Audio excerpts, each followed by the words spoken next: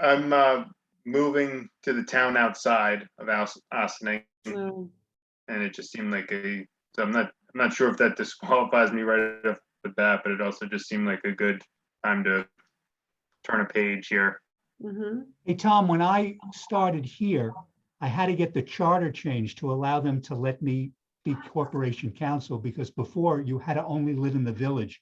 Since I live in the unincorporated, I had to get the charter changed. Wow. Luckily, they were okay about that.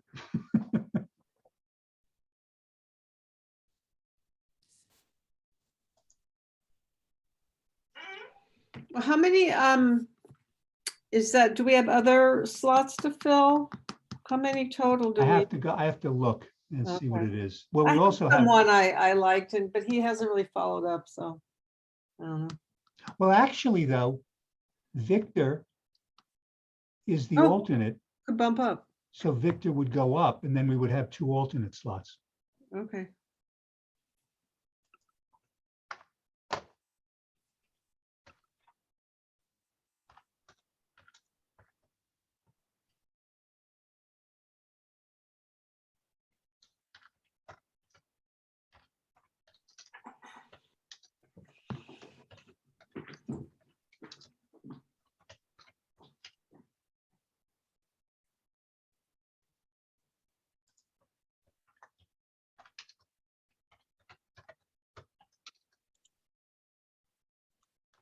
Erica needs to be let in as a panelist. It Hi, looks like Mary she's Ann. in the attendees. Jaime, She's raising her hand. Okay, Jaime should be able to do that. Yeah, I just let her in.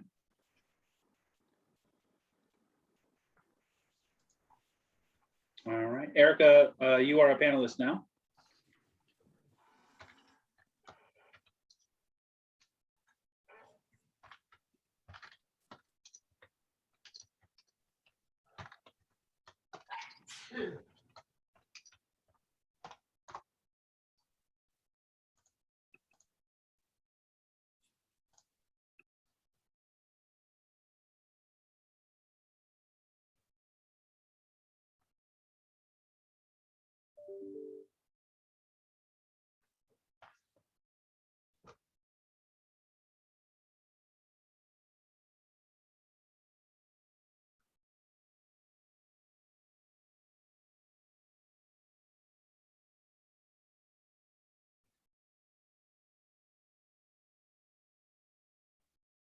Jaime, I think we have a quorum, am I correct? We do. Okay, good. So Erica, you can Okay, whenever you're ready. thanks so much, everyone, for joining us tonight. We have a couple items on the agenda. I believe the first item on the agenda was discussing the tree ordinance, but are we expecting any, we're expecting a couple applicants tonight, are we? You definitely, I think 8189 is here. Okay, You do have applicants, yeah. okay, so why don't we start with the applicants? All right.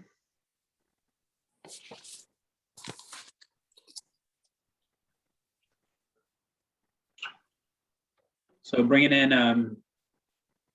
Dan Patrick, Paul Sisek, Rajiv Kapoor. And I'm not sure about the other two. I think Alexandra Farrell is part of the group. So I'll wait till. Good Yeah. evening. Can you hear me? Yeah. Yeah, Dan, we're fine. Perfect. Thank you. Yes, it's Rajiv and Paul are part of our team, just us 3 tonight. So Anthony might thank be. you very on the team. much. Oh, and possibly Anthony Guccione.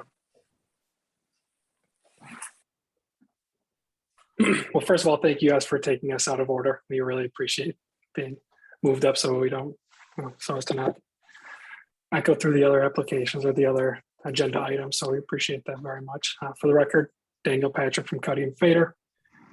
We are here for the wetland permit application referral from the planning board for 81-89 Highland.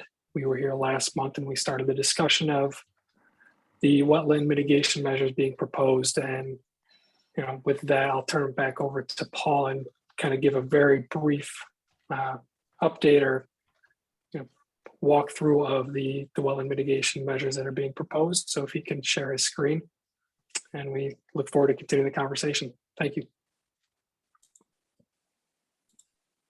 Go ahead, Paul, Chair.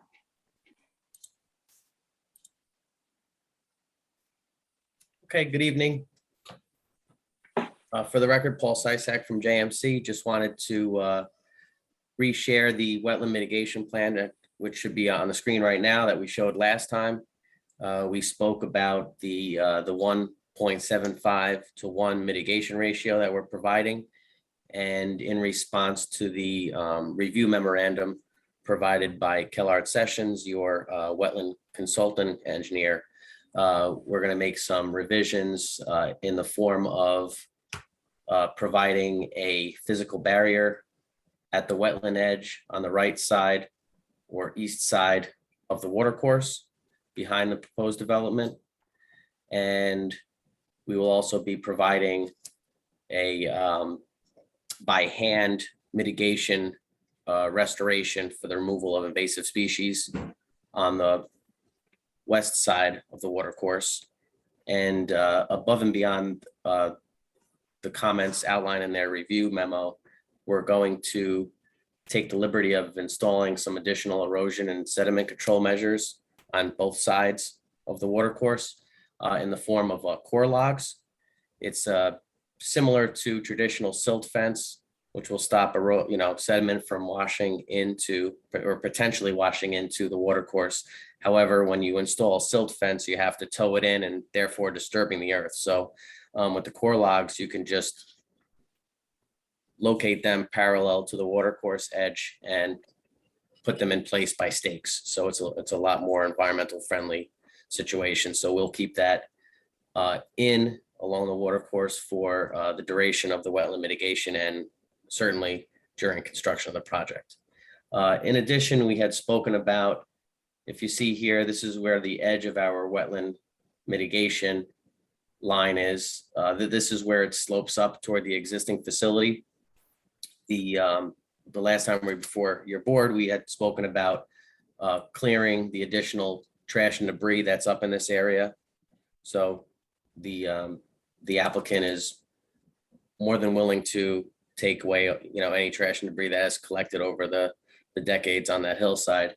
And we had a site visit after our last meeting, and there are 3 catch basins in this lower parking area, and we'll be cleaning those out. And if the board is agreeable, we're willing to retrofit it with some sort of a device that can help increase water quality discharging to the overall drainage divide. So that's really just a summary of where we left off with your group last time. We're happy to answer any questions that we can at this point. Thank you, Paul. Sure. So the core logs, just to be clear, the core logs will only be temporary erosion control. Yes, correct. This map, again, it's a little bit disturbing that it doesn't have topo lines. But You can share a plan that shows topography. Okay, yeah, that would be useful because it seems like you would have to build a retaining wall. Is that the intent, is to build a retaining wall to hill up and level out the soils in the area? Because just to be clear, there are 2 streams, right? So there's the one parallel to Holbrook, and then there's the other one that's on the site. And so there's, just topographically speaking, there is, a ridge between the 2 streams. But it's it's really long and not very wide. So I would imagine you have to bring in a significant amount of fill. And then you would have to build a retaining wall. Is that right? No, there's no proposed retaining walls for the project. Here's the topography right here. The elevation down along the water course is about 207, so it's well below the basement floor elevations of the proposed building. Right here, and we're pretty much at grade up here with this knoll that's exists on the property. So there will be no proposed retaining walls and really no significant fill that would need to be required to be imported to the site. As you can see, there's very limited grading behind the building. That's it. We're meeting existing grade. Can I ask a question? Erica? Sure. This afternoon, I went out to the site to kind of get a sense of what it was like. And it seemed to me that there was, as Erica mentioned, there's a significant ridge as you enter the site, and a small knoll in the middle. But based on what I'm seeing on your site plan, it looks like what you're assuming is, or what you're representing as a level grade is actually falls off significantly on both sides. So I think what's puzzling Erica and certainly me is how are you creating this level terrain that you're showing on the plan? If I may, Anthony Guccione, good evening. Yeah, in essence, the building is what retains the soil. So these buildings are designed to have what we call a walkout basement. So the lower level is a partial lower level that is at grade with the back of the site. So the front elevation is 1 story higher than the back. So the back comes out on the basement elevation. The front comes out on the first floor elevation. So there's about a 10-foot grade change from the front to the back. So the building, in a sense, is a retaining wall. And then how are you going to create the flat site required for the parking lot? So that sounds like a good use of the slope of the site, but how do you create the topography required for the parking? Yeah, just the top portion of the knoll would be cut down several feet. We create a fairly flat area here. As you can see, it starts a little higher at the road and slopes down with the site. It works with the topography. The building really fits, and the parking lot fit quite well into the topography just by taking the top couple feet of the knoll off, creating a flatter spot for the parking lot. And then again, having the grade change through the building coming out at a lower elevation in the back. So you can see these contours, the 222, the 220, the 219. The front of this building here is a 222 at the top. Towards the bottom, the front is a 220. And in the back, it ranges from 210 to 214. So there's that, 10-foot grade change across the buildings and the parking lot area. Has a slope to it, but it's relatively flat to accommodate cars. Works out quite well, actually.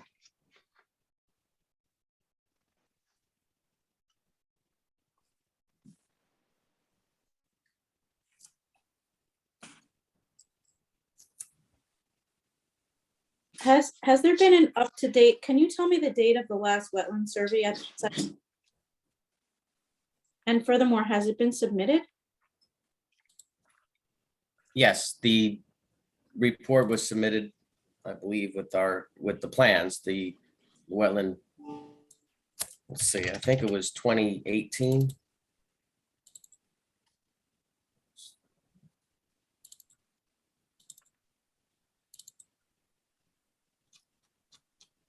Yeah, the report was April 18th or April 15th, 2018. So. And then that wetland flagging was confirmed by Kellard Sessions following. Yes, correct. Sometime after that. It was flagged in the field by the wetland consultant and then picked up on the survey and confirmed by the village's wetland consultant. Has there been any further evaluation based on the increased very heavy rainfall incidents that seem to be occurring quite frequently? If your last wetland survey was in 2018. There hasn't been a reflagging of wetlands, but from our discussions at last meeting, wetland delineations typically are good for 5 years. And it's nothing that would really change drainage patterns. It would just be an increase of a wetland area created by just how it, evolution or ecological changes in the environment. Not Yeah, necessarily prone. Yeah, you flooding. wouldn't expect storm events from time to time to have really increased the wetland. It's really the presence of hydric soils and vegetation that are there on a regular basis. Yeah, Like I'm for- just looking at the code. It does say that the wetlands, the survey, location of all wetlands and water courses and water bodies within 200 feet should be no earlier than 12 months prior to the date of filing the application. Well, when And were the we, application was filed in 2019, so it was, and that code provision was not applicable at that time. yeah, and we could get the date that those were reviewed by Carlson, by Kellard Sessions in the field. So, It was well after that 2018 date. yeah, I don't Probably- think I saw that in the submission posted on the agenda. I don't think I saw the wetland survey. I don't think I've ever seen the wetland survey. Well, the Maybe wetlands survey is part of the project survey and part of our base maps. So those flags that you see on this map here, you see WF number Right. WF 13. They are from the survey. That is the survey that's transposed onto our plan. Right, but I mean, it usually, it's a little bit more of a descriptive document. It's not just, showing the boundaries. Usually, oftentimes wetland surveys include, description of what kind of plants are found on site. And it does, the current village code does say that there should be a description of the vegetated cover, description of the soil types. Yeah, I mean, there are 4 culverts on this site. So there's where the 2 water courses enter the site, their exit culverts, both of which are really outdated, and then downstream from the site, they flow back into culverts. Right. And those are both pretty outdated and, probably not up to code. Yeah, there is a written wetlands report that the wetlands consultant prepared. We could get you that. Awesome, that'd be great. Yeah. But again, as far as the stormwater and the amount of runoff, there is a stormwater management plan in place for this. Again, that was reviewed by Kellard Sessions, and that does confirm that there will be no increase in the rate of runoff from the site post-development compared to pre-existing conditions. And that's the purpose of that.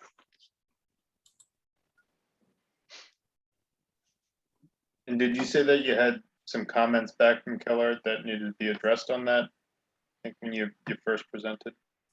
Yeah, we got a review memorandum from them. So we're prepared to respond to those comments to better the mitigation.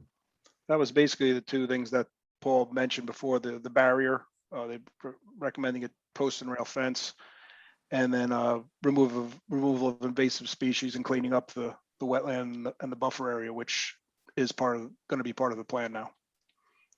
And that was both on the project side and the other side of the proposed subdivision? Correct. Both sides of that water course. Is there runoff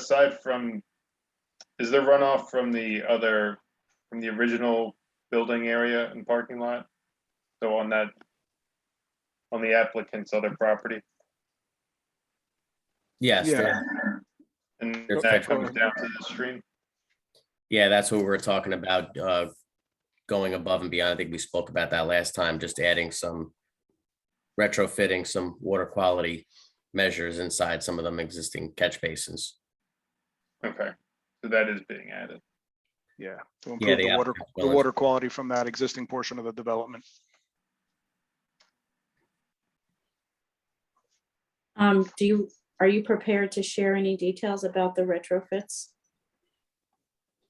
Well, there's a couple of products that could be used. There's some proprietary products. One, you could put a hood over the outlet that keeps trash and oils and things from going out into the pipe. The other thing is there's a product, a Flow Guard makes a product which is an insert into the catch basin, and it's got a basket and a screen that would have to be cleaned out from time to time, but that would collect, it could absorb some oils. It collects leaves, trash, sediment. So they do a really nice job of filtering out the water before it discharges. So if that would please the board, we would be happy to, include those in the existing catch basin. I think there's 2 or 3 catch basins in the parking lot above that they could be inserted into. So do those catch basins where do they discharge? Can you show us on the map? Does that show the pipe, Paul? You're muted, Paul. Just trying to find a plan. It takes a little time to get all these drawings, so just hold up. But, okay, so here we go.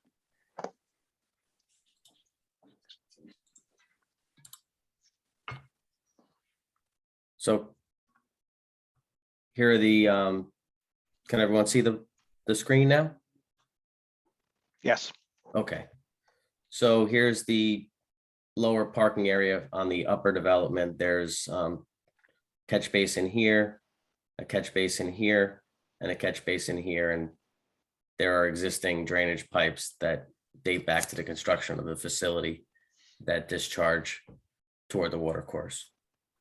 So we're in turn treating this water that will come down this hillside and discharge into the area.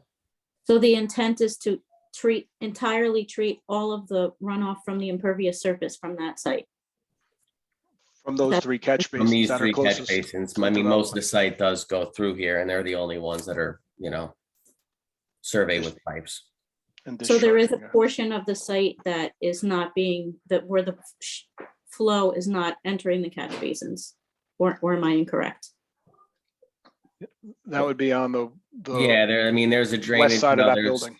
This goes, the topography Right, it goes goes like, down the other way. So yeah. So, but pitched towards the wetland. Pitched towards the wetland. Do those 3 catch basins capture all of the flow? Or is there some flow that's not being captured and that's flowing down that steep slope? Well, Let's it's see. curved, so it would seem that all of the runoff is going into those catch basins. It would get the majority of it. Yeah. Couldn't guarantee every drop, but it would get the majority of it for sure, because it gets that whole rear parking lot, those 2 bays of parking there. Mhm.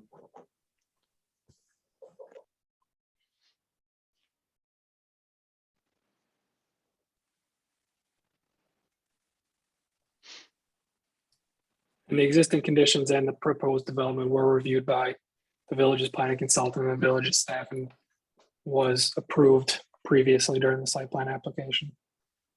So what we're proposing now, as far as the retrofits are, above and beyond what's being proposed in order to further enhance and protect the wetlands and the buffer areas.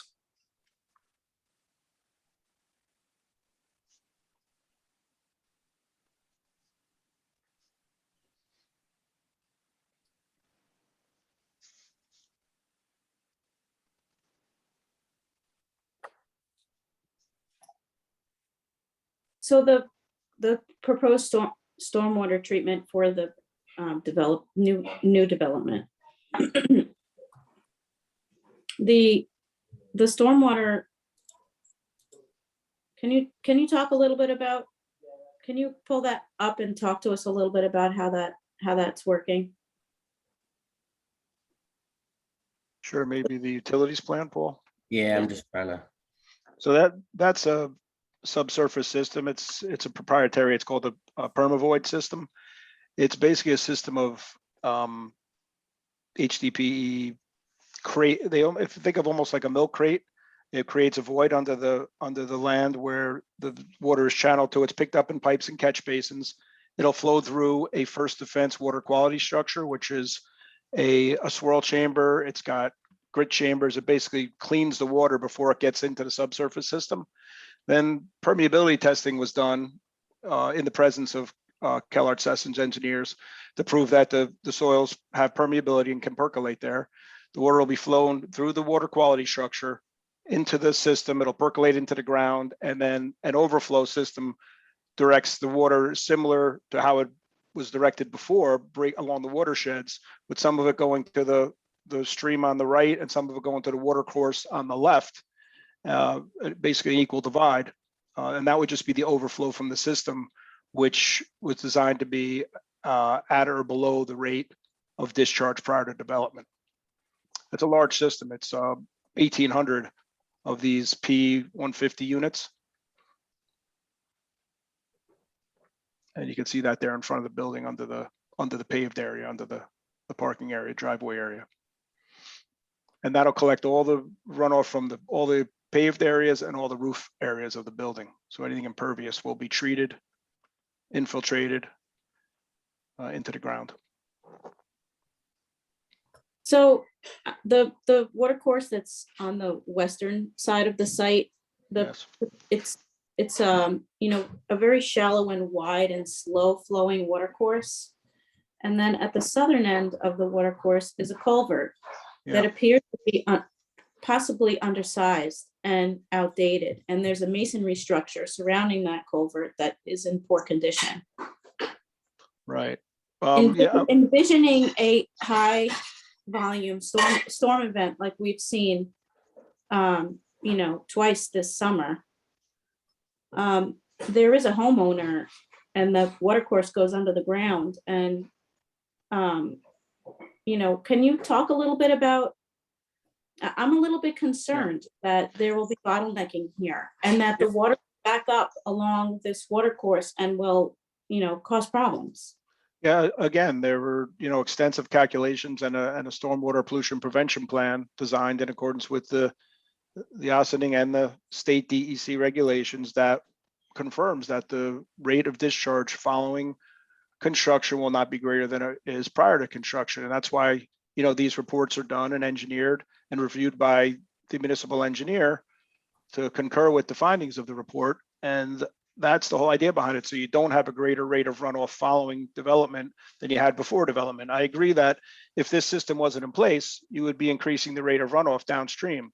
But with this system in place, you won't be, and there would be the same or less rate of runoff following development. So that's the whole idea in ensuring that you won't have downstream impacts. And that report that you referenced and the College Sessions review memos are on file with the village if you'd like to review. So I would just, if we could go back to the wetlands buffer and the mitigation plan and discuss any potential recommendations that this council has for improving the wetland mitigation measures. We certainly happy to have that conversation, but the existing infrastructure and the proposed stormwater runoff were extensively reviewed previously.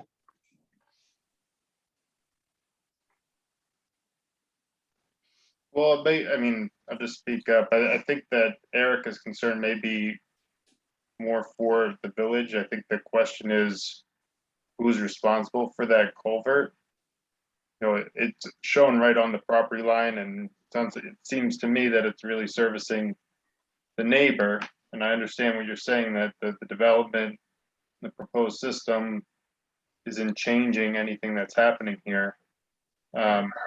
But you may be subject to the problems that arise. If that pipe is already undersized, right now when this site floods, it's not impacting anyone. But if you put your development here and it floods, it's impacting the residents. So I understand what you're saying.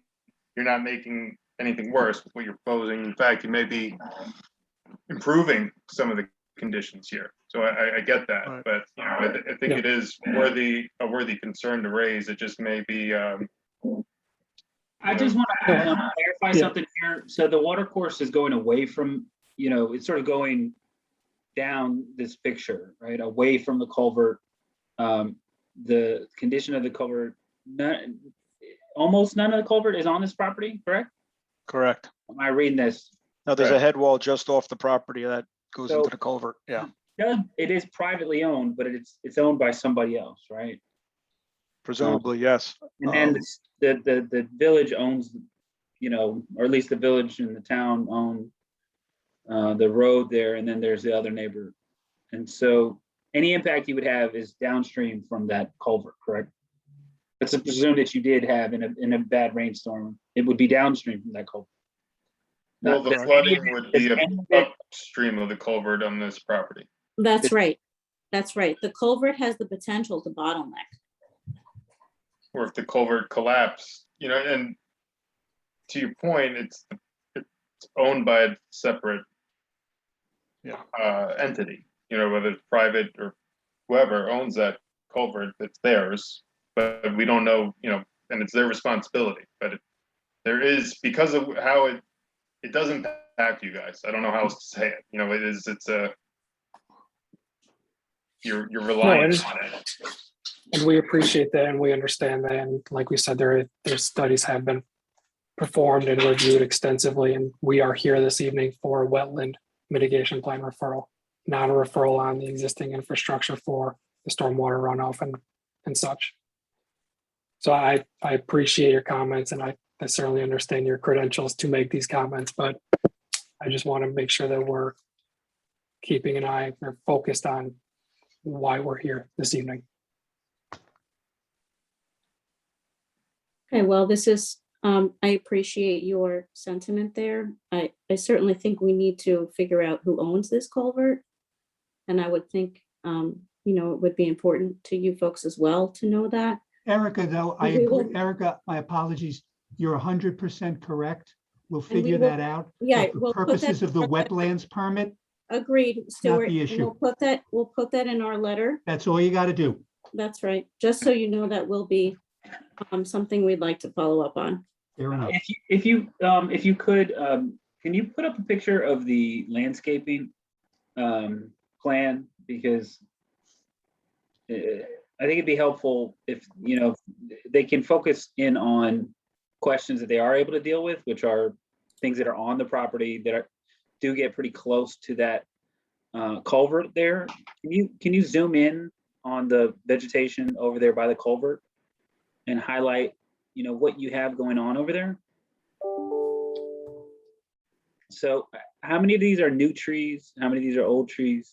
Well, these are existing trees that we're keeping down in this area. That's not the culvert you're talking. Is that the culvert you're talking about, Erica? I thought you were talking about the one on the other side of the property. Nope, I'm talking about the southern culvert, that one right there. Yep. Yeah, we're staying out of that area for the most part. We're just putting some, you know, shrubs in the wetland buffer. That's buffer enhancement, and there'll be the seed mix in there as well. Yes, and the seed And, mix and the cleanup of the area. and the clearing of trash and debris and all that. Yeah.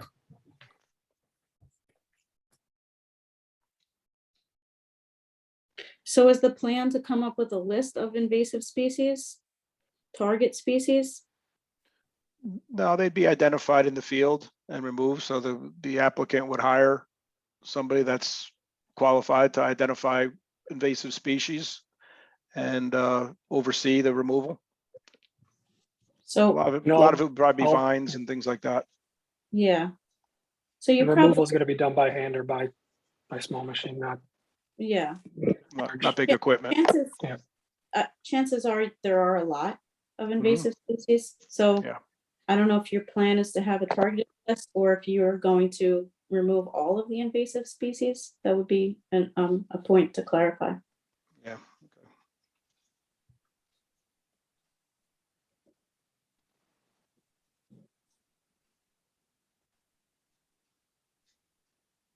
So the limit of disturbance, can you indicate the limit of disturbance for construction?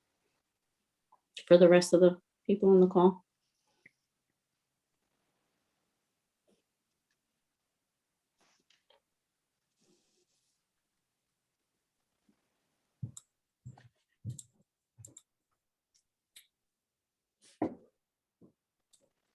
Yep, the limit of disturbance is outlined by this. Oh, boy, nice, here we go. By this dash line, this thick dash line. Mhm. Which will follow. Approximately 0.7 acres. So that dash line is not on the mitigation plan? No, it is not. I think it would be helpful to include that dash line on the mitigation plan if you could, and then also maybe to include the area of the limit of disturbance, not including the building footprint. Because there are, in order to have an effective mitigation plan, there are target numbers, target plant densities of trees and shrubs.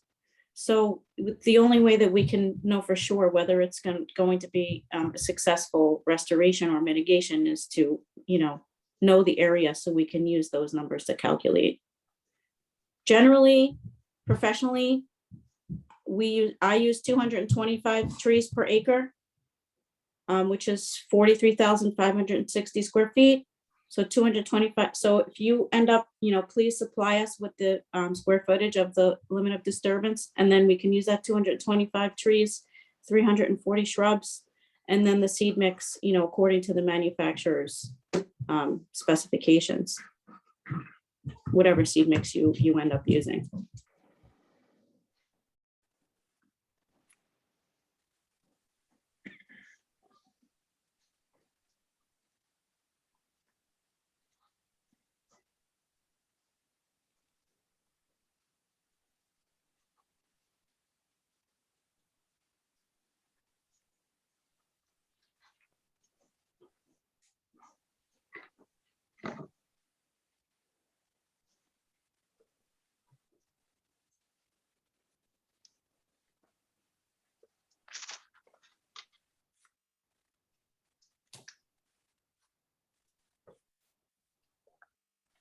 Are there any other comments or suggestions for our team? So just to be clear here, your point of view is because you've submitted this pre the current wetlands law, it doesn't apply to you. Is that what your point of view is? I'm not sure I understand. So let me try to clarify that. The wetlands law does apply to them. That's why they're here today. Are you talking about the mapping of the wetlands, or like the sort of the era that they were mapped in? Is that the Well, issue? just having a quick review of the wetlands law text before this meeting, there are a number of conditions that seem like they've been overlooked in this process. And I mentioned one earlier, excuse me, I have a cough. I forget which one I mentioned earlier, and Daniel said, well, I thought that Daniel had said that it didn't apply because they submitted in 2018. Did I mishear that? So we have spoken to Keller Sessions about the sort of when these were last flagged. Just Keller Sessions, given opinion that the flagging was done recently enough that they were still valid. I think there is some distinction between the amount of time that Keller Sessions feels that they're valid and what's written in the actual text of the code. I want to say that Keller Sessions said that 5 years is generally good. I think the code says 3 years. So I would acknowledge here that that's true. There is some discrepancy between those two things. There's also some challenge, I think, in this type of a project where it's not a normal, go for a site plan with fresh things. They're required to go through a multi-step process that starts with site plan approvals, a preliminary plat plan, DOT, Department of Health approvals, various other steps. And then after all that is received, they have to come back here and do that. And if you factor on top of that COVID, there have been, challenges that would have been difficult for them to make that timeline. For them to go back and make changes to, to get a new wetland plan would only make sense if our wetlands consultant felt like it wasn't still a valid mapping of the wetland. If you feel like that's something that's been overlooked, then I would certainly encourage you to put it into the letter. But if there are other areas that you think that we as staff have overlooked, then that would be helpful. I think that we don't speak for the applicant. The applicant needs to speak for themselves on whether or not there's sufficient what they're providing. But if there's a step internally that you feel like we've missed administratively, please do let us know. It's a brand new process. It's very possible that we did, and we'd like to correct that.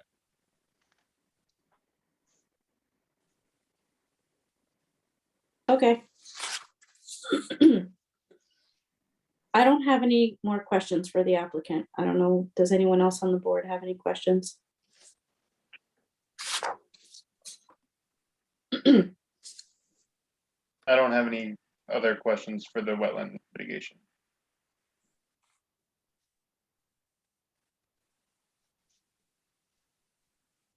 Okay, well, thank you. I don't have any. You basically asked everything that we wanted to know. Thank you. Thank Before you. we do leave, I was hoping to get some clarification on whether or not there's a site visit or a site walk scheduled by this council tomorrow. I thought that was suggested by Mr. Kahan in a discussion I had with him earlier. And if that's the case, someone from our team would like to be in attendance, and we'd like to make sure that there are parameters of what that inspection entails and the site access that's going to be allowed for that visit. I believe as per the law, Stuart, that any site for which an application has been submitted shall be subject to inspection. The property owner, by making an application for a permit, shall be deemed to have given consent to such inspection, right? So, So we give consent to the planning board and village staff. No, That's what the consent No, it also, application.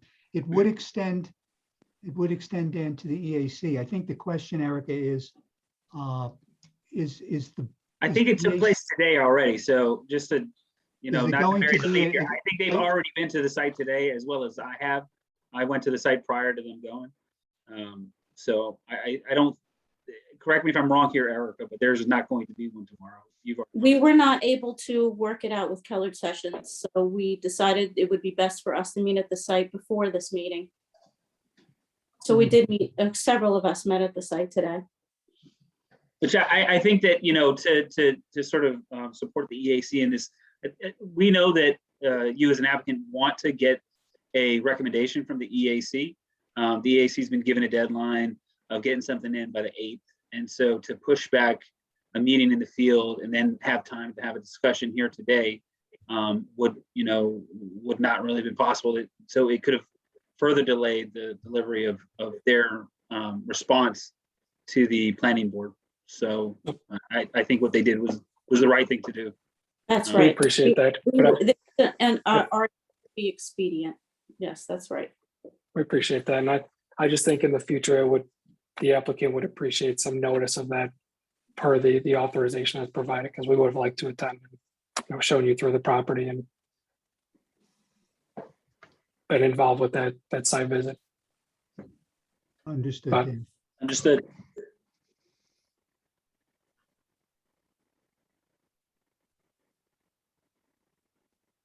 Okay, well, Okay, thank you all so much. right, look forward to your report. Thank you. Thank you. Dan. Good night. Thanks.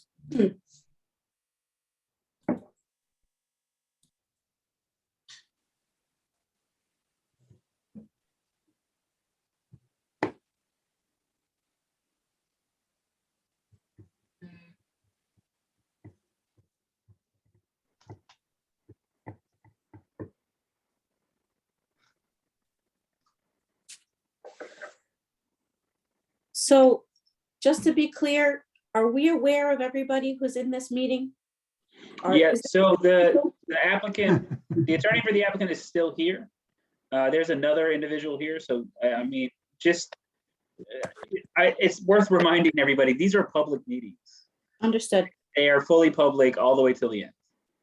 Okay. And so, they're also recorded, so anybody who's here isn't necessarily the only people that could watch it. They can always come back and pull the recording of the transcript. So don't say something here or any public meeting that you don't want the whole world to see. Got it. But don't be afraid to speak freely also. I mean, you're supposed to have a discussion about what you're gonna hand over. And so you're not supposed to have a discussion amongst a group of you, not in the public. So the attorney for the applicant is still on the call. Yeah.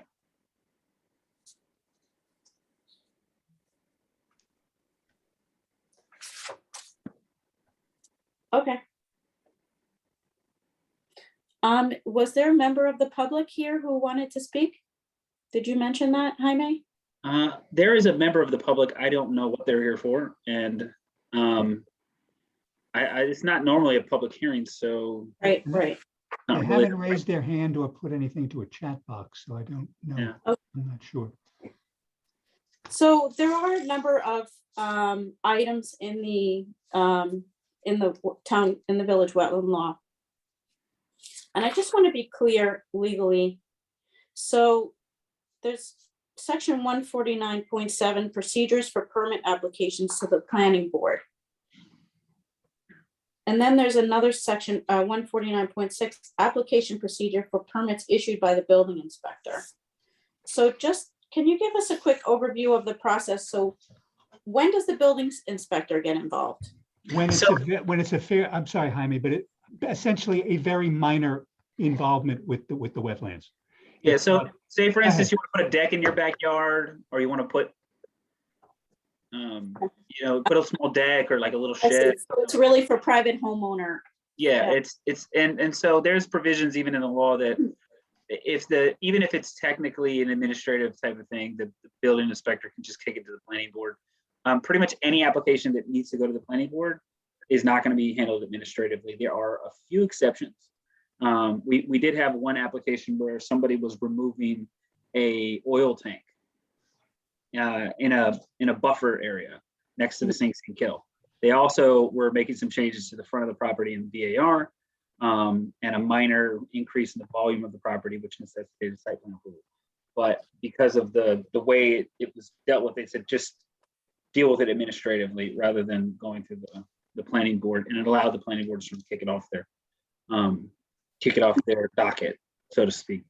But for the most part, if it's big enough to go to the planning board, then the planning board will also grant the wetlands ordinance. Everything else is generally too small. And as I'm sure y'all are all familiar, everything's big here in Austin. So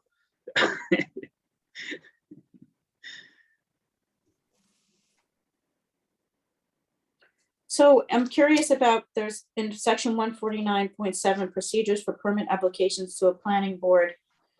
Section B, any additional information as needed, such information may include, but is not limited to, the study of flood, erosion, or other hazards on the site. I'm presuming there was no flood study here. No. I haven't necessarily seen all the documents that have been submitted. I'm just curious. no, I mean, I nothing more than what's been, so there has been a lot of work done on this property leading up to this point. The bulk of the work was done obviously in the site plan process, which took place all the way back in 2019, prior to me even getting here. The wetlands mitigation plan, I think, is built around the identified wetlands that were marked back in 2019. So there hasn't been a ton of like extra information. That's the kind of stuff that should take place at the beginning when they're developing their plan about where they're going to locate stuff. So no, there has not been like a study of floods. I think it's safe to assume that there's some, water building up. There are two water courses running on both sides of these properties. And there are steep hills. I went there today. I wanted to go with you today. Unfortunately, I had another meeting at the exact same time. So I was unable to meet you there, but I wanted to get there beforehand to see it. I mean, there's certainly water moving. There's a lot of space for extra volume. I think even in a serious rainstorm, I think it's unlikely that you're going to see several feet of raising water. But I mean, what I saw today, they looked like there was almost standing water on the sort of the western side of the lot, right? I mean, there's a lot of water. There's also a lot of space for volume to go up. Well, currently without building footprint there, yes. Yeah, I know. Yeah, but the building seems to be going at the top of that ridge. I mean, it's drawn as going at the top of that ridge. Outside of the discussion of this specific project, one of the things that I know you're having a conversation on is the tree permit process, right? And sort of changing the way that the tree approval works. So, for me, I think just as like sort of as a planner and environmentalist, it's tough to see all of these trees sort of being taken down and not really being replaced. I think that's something that I wouldn't want to see. Yeah, I think you have an opportunity to go through the process and change that moving forward. The planning board, I think, is looking at other projects that are at different stages and saying, hey, if you're going to cut down trees, you're going to have to do something about it. You're going to have to replace them either here or on site or off site. So I think that that's something that I look forward to hearing more from you in the future. But it's tough. I think it's tough. I imagine it's tough for this board who, your charge is primarily dealing with the environment, trying to come up with something and to see, you're losing trees, you're disturbing wetlands, you're next to water courses. But I think you do have an opportunity here to provide good guidance so that the planning board can do the best with what they have in front of them. So I guess I'd ask that if there are things that we've missed, steps in the process, then please let me know. But if there are ways that the applicant can improve their application, the ways that they can improve their mitigation plan, I think that's really stuff that would be very helpful. And I think this experience, from the start to the end, has certainly impacted how the village looks at, whether we need a wetlands ordinance or not. Obviously, we came to the realization coming through this process that we need a wetlands ordinance. I think that there are other things that you can take away from this process and say, maybe we're not doing, as well as we could in protecting, the environment, protecting, trees, old trees, things of that nature. So, this is a learning experience. I recognize it's probably going to be tough for a lot of people. It's obviously good for the applicant, but I think there are other people who may not be as happy about what's going to happen there. But it's an experience that you have to sort of learn from, figure out how do you want to guide the process moving forward. I just want to add something in a certain amount of humility, because I am new to this board. I liked the idea when I asked about the cutting or building up on the site to create a spot for the homes, that they're using the topography for the walkout basements. But on the other hand, there hasn't been a study of flooding, and there's an assumption that the deep well on the site sloping down to the water course will be a place that holds the, any potential flooding. That does raise the potential of a lot of flooding in the basements. That's just an observation. I have no idea that if it's within our purview, but. Catherine, it's a point that can be raised, but it's more a site plan issue. Right. And so it really rests with the planning board, and they have gotten site plan approval. Okay. Yeah, I'm going to pull up a map, the site plan real quick to give you a sense of the grade difference here. Stuart is 100% correct, as always, that this is a matter that needs to be You're handled. gonna make me blush, Jaime. I mean, that's really, stop. This is a site plan issue that the planning board is responsible for, for managing, and generally speaking, I think the planning board has done a pretty good job of dealing with these things. But you can see that the slope, changes 214, 212, goes down to 210, 208, and the wetland here resides in this 208 area. So the wetlands essentially, the watercourse in the wetland is gonna have like 6 or 8 feet from the bottom of the grade here at 211, right? So I don't think that it's going to be an issue. I don't think that the applicant would build something where they're concerned about floods in the basement. I feel confident that this issue has been reviewed by our consultant engineers everywhere else. I obviously haven't asked them if they've looked at this specifically, but this is something that they're responsible for reviewing.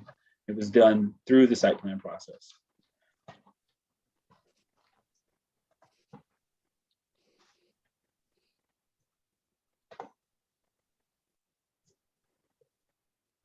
Thank you.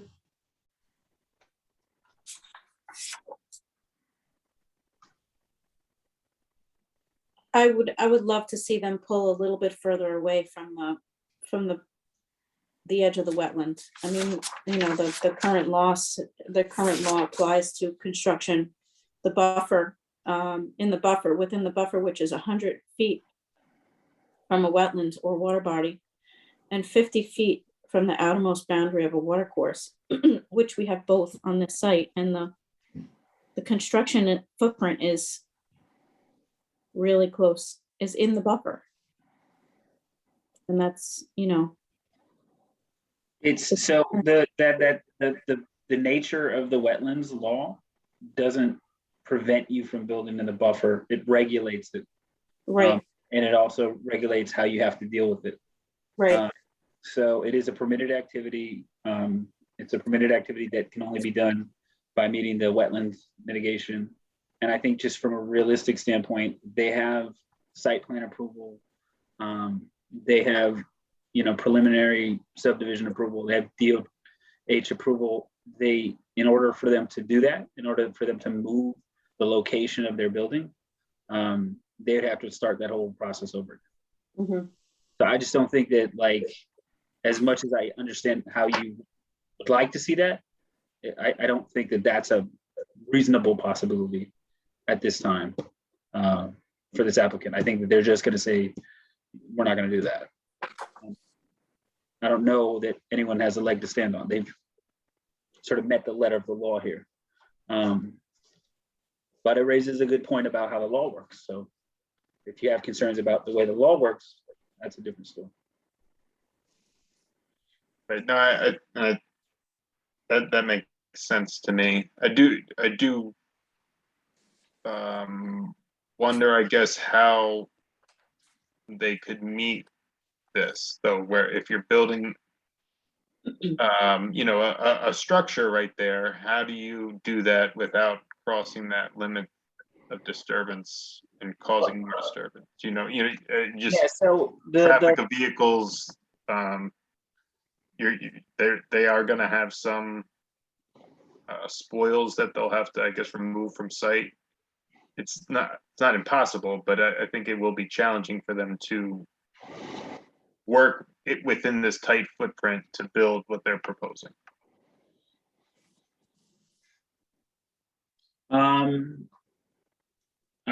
So one of the things, we have an issue in another project where they're dealing with a really tight site.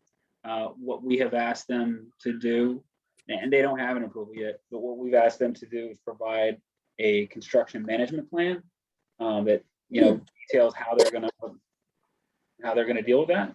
I'm not sure. I mean, that's getting tied to a site plan approval.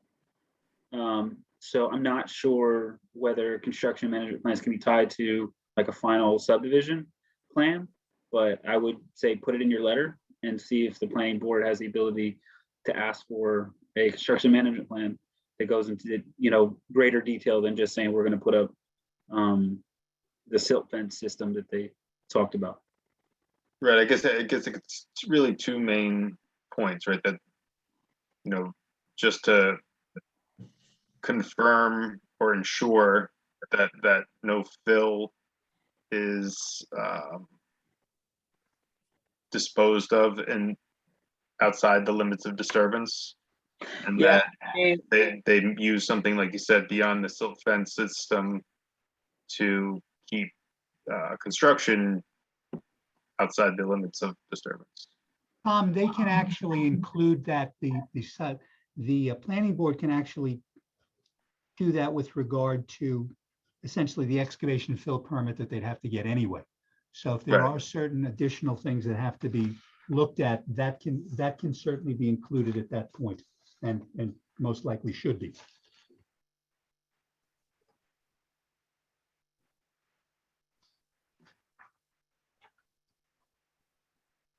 When was site plan approval granted for this? 2019 or early 2020. Yeah, I think that's correct.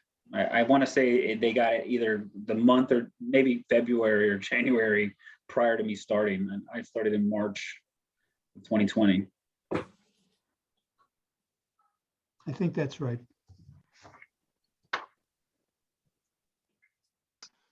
And that's, Now that we're that's- not holding the applicant up, I mean, what kind of regulations are in place for the owner of that culvert? And what are, what are their responsibilities for that?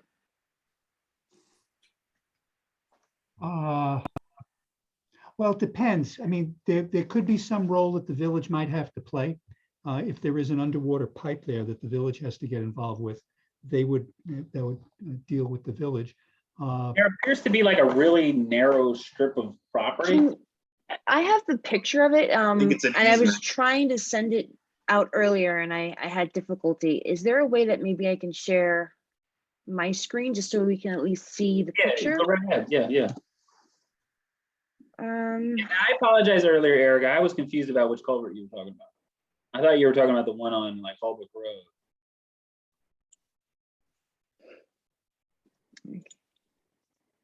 let's see. well, the one on Holbrook Road is also like, probably 200 years old. Yeah, that's why I thought you were talking about it, because I was like, the water's But coming it- this way. I don't know that they could. I But mean, it is. Ancient, it's huge. It's ancient, but it's big. It's not huge, but it's big, Yeah. Although it is, that stream is got a higher volume, a higher velocity. So, I mean, I'm not a stormwater engineer, so I don't know, whether or not that culvert needs to be replaced. And that is a huge, that would be, municipal project. But the one that goes between the one that we're talking about now for the, the wetland there. That one is a little bit concerning.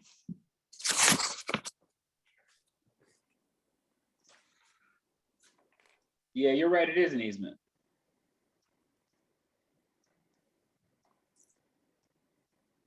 Oh my, we had an application from one of these people. One of the two properties that it kind of runs in between. So what do you mean it's an easement? It's just that there's some sort of easement running on the edge of the property. I think it's probably a public access easement. I don't have it. There's So no is that a sewer. village-owned Is there a culvert? sewer or water line there? The culvert.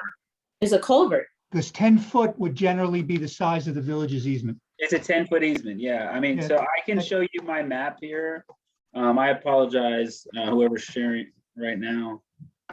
Or am I sharing? You're sharing. I'm already sharing it, great. You're sharing. I was Okay. trying to pull up the picture of the culvert, and I can't share while you are. Okay, so you can yeah. see here, it says 10-foot easement.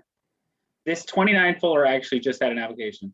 But there's a 10-foot easement. It's running sort of either on this property or that property or both. I'm sure I have the GIS in my office, but not here. So go ahead and share.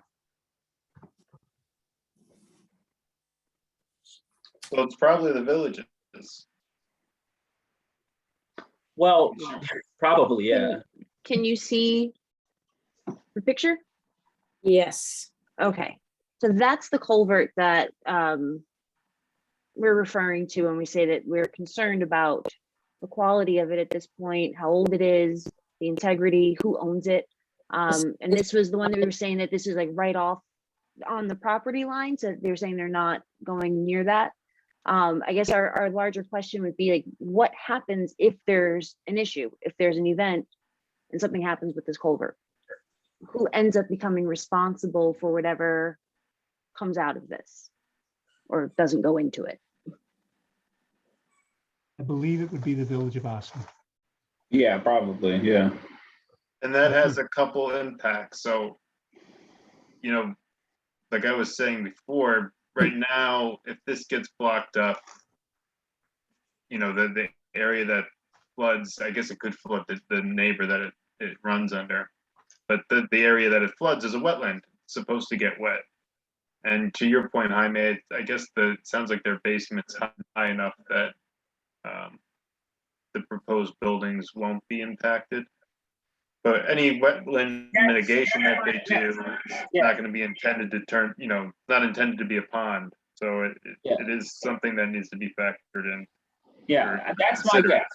I want to be clear, that's my guess. And I'm guessing that premised off of the fact that the planning board, the the engineering consultants. There have been a lot of people that were involved in this project working to make sure that it was reviewed correctly.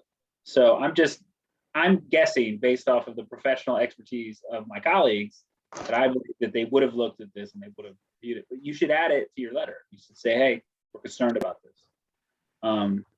Because I don't know the history. I mean, the wall doesn't look like it's in great condition, but the culvert itself, the pipe looks like it's doing okay. So it is a good question. Who owns that culvert? Was that culvert put in as a part of some, subdivision of the property years ago when they built, Birch Brook Manor, right? Who knows? Maybe they built it and they had to get an easement in order to, deal with the runoff that they created by building Birch Brook Manor. And they I had- think it's connected to the group of homes coming off of Fuller.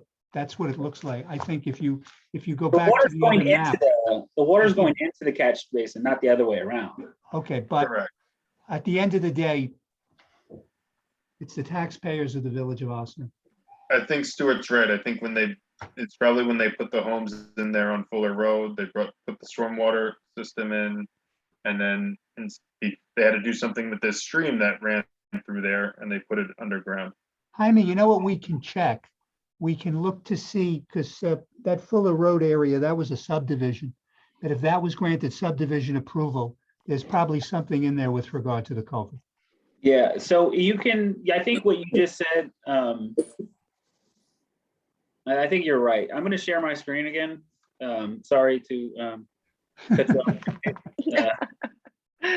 We're still And, figuring out this sharing screen stuff. You'd think after a year and a half, I'd know. I think what Tom was saying just now is probably right. And so you can see there's the river, it's like the movie, a river runs through it, right? So it's going to start from Yep. away.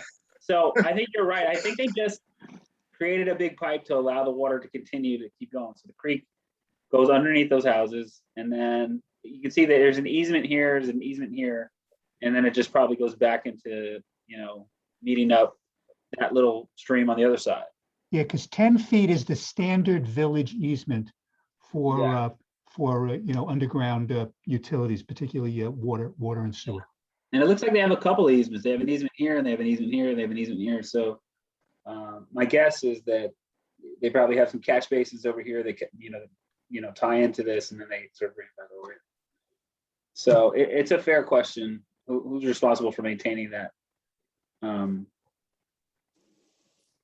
But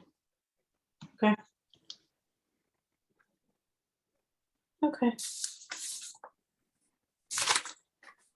Fuller Road's a newer subdivision too, I think, right, Stuart? It is, but I can also check with the water superintendent because they'll know because they and DPW would be the people who would be cleaning the debris out. That's an issue that we now will have with regard, just as an aside, to 30 Water Street, dealing with the portion of the kill that's going to go through there in terms of who's going to be responsible to maintain that before it gets further downstream.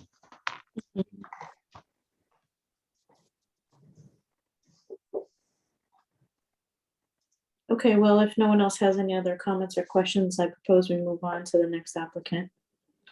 Next applicant is not ready to come, so they're not here.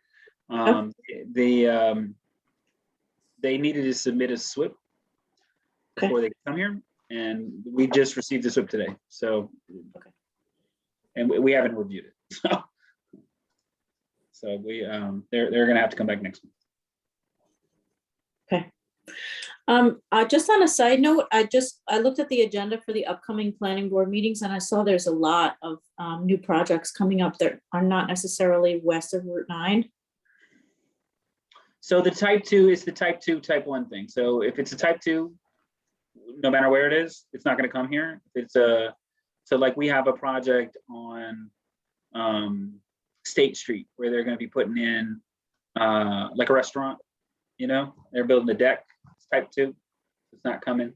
136 will be eventually coming to y'all.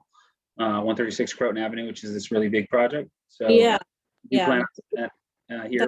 Yeah, I would love to have a chance to review that with the board. And there's some other projects that 175 North Highland is a big one that is supposed to be coming here today, but it's not because they didn't have a SWIP ready. That's not a type 2, and it's also in the LWRP area. So that's, you know, we are trying to bring things here as much as we can to get, you know, insight. I just want to say thank you to Mr. Patrick, because he was kind enough to just send me the approved plat for the, what is now Fuller Road and Martin Road subdivision. So I just have it here. It was actually approved in 1962. And it does show the 10-foot easement. It shows multiple 10-foot easements, but the one in particular is right there that we see. At that point, the street was actually going to be named Robert Martin Way, which would have merged into Robert Martin Circle. I guess Robert Martin kind of liked having his name on multiple streets. So, but this was back to 62. So we'll go check to see what we have in hard copy at the planning department. But this is the, it was an amended subdivision map of the Surrey Oaks development. So that's what it was back then, but it does show that 10-foot easement back there.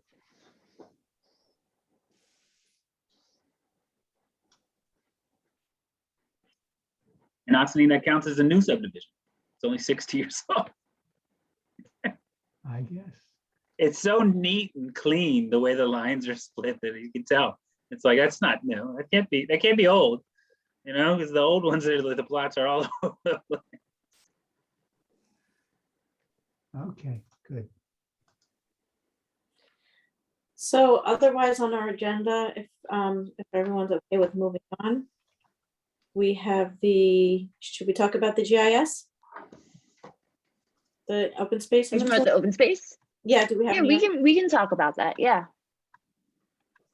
I guess I should share my screen again. Twice in one day. Whoa. Wait, this one. No, this one. Wait, that's the wrong one. Sorry. Wrong map. Where am I? This one. Wait.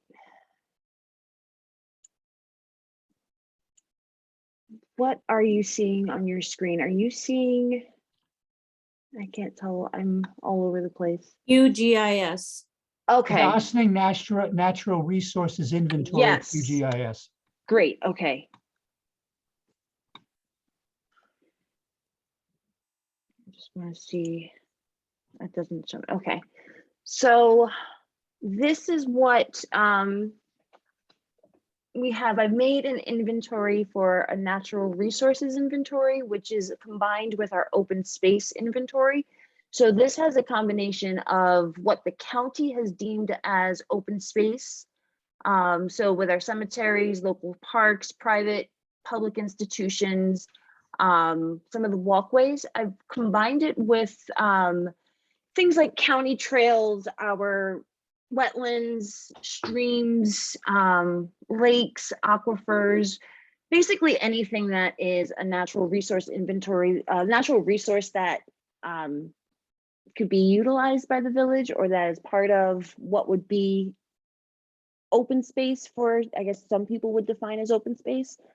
And I've also included the buffer zones for these wetland areas and what's actually built up in the village. So we can get an idea of how much we actually have and don't have in terms of open space and natural resource and natural resources. I've also included steep slope areas so we can get an idea of just how hilly Ossining is. It's very hilly. And I guess at this point it would be more of getting feedback from the rest of the board. And this is something that I'm ready, if Jaime is open to it, either I can swing by his office at some point during the day one week, or I can email him the file, something that we can print up and present to the Board of Trustees. Yeah, you can swing by anytime you want.